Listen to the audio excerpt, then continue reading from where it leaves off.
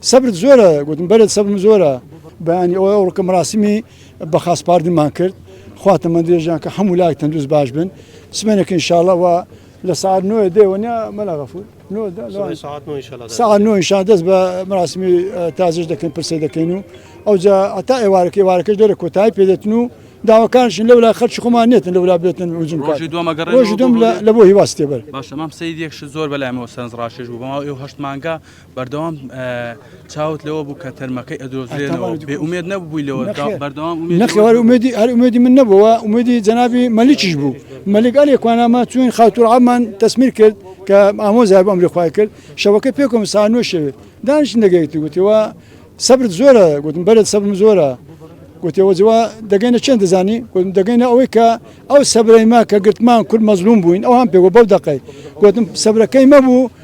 سەدام حوسێن زۆر غەدێما کرد گەشتە چەندێ ملی پەتەوە کرا ناو قەستەکەی گوتم ئەوەش سەبریمە ئینشاڵڵا و سەبرەیە ئەو خاتوورعابمانە دەستدا ئابستا کچیش دەگەر توێرکوان نەفسشت ئەو الحەمدولillah تەسمیم کرد